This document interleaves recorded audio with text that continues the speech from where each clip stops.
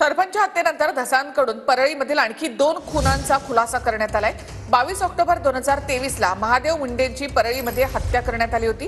तसंच परळीमध्ये एका कला शिक्षकाच्या मुलीला जाळून मारल्याचा आरोपही त्यांनी केला आहे। सरपंच हत्या प्रकरणानंतर भाजपा आमदार सुरेश धसांनी परळीतील 2 खुनांचा खुलासा केला।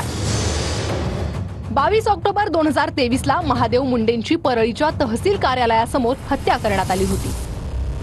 हत्येतील आरोपींना अजूनही अटक करण्यात आलेली नाही। सुरेश धसांनी हा दावा केला। हत्येतील आरोपी वाल्मिक कराडच्या मुलाच्या अवतीभवती फिरतात असा आरोपही सुरेश धस करतात। खुनाचा अद्याप एकही आरोपी अटक केला गेलेला नाही।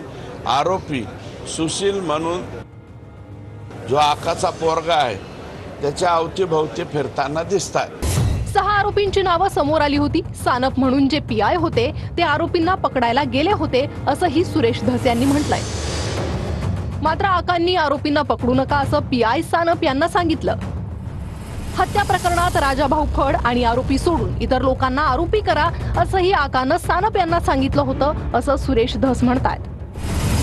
मात्र पीआय सानप यांनी नकार दिल्यानं त्यांना परळीतून चालता केलं। आता ते धाराशिवमध्ये आहेत अशी माहितीही सुरेश धसांनी दिली आहे। आकाने सांगितलं की यांना पकडायचं नाही, तर तो सानप बिचारा म्हणला मी हे पाप करणार नाही, माझ्याच्याने हे होणार नाही। म्हणले तू चालता हो, तो म्हणला लगेच चालता हो। आता ते धाराशिव जिल्ह्यातल्या एका पोलीस स्टेशनला पीआय म्हणून आहे। परळीत एका कला शिक्षकाच्या मुलीला जाळून मारलं। सुरेश धसांनी हा देखील एक आरोप केलाय। मुलीच्या मृत्यूचा धसका घेतल्यानंतर कला शिक्षकानं आत्महत्या केल्याचं धस सांगतात।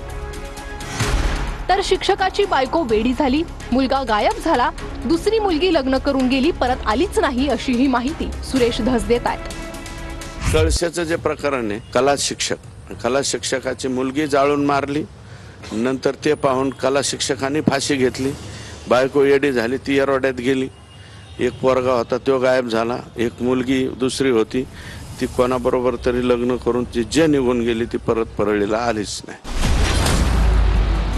महादेव मुंडे परळी तालुक्यामधील भोपळा या गावातील मूळ रहिवाशी।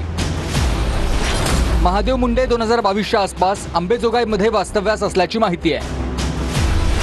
महादेव दत्तू मुंडे यांची 22 ऑक्टोबर 2023 रोजी परळी तहसील कार्यालयासमोर हत्या झाली। महादेव मुंडेंच्या गळ्यावर आणि गालावर धारदार शस्त्रानं वार केल्याच्या जखमा होत्या। आर्थिक व्यवहारातून हा प्रकार झाल्याचा प्राथमिक अंदाज वर्तवला जातोय। महादेव मुंडेंच्या हत्या प्रकरणाचा अद्यापही तपास सुरूच आहे। मात्र अजूनही कुणालाही अटक झालेली नाही।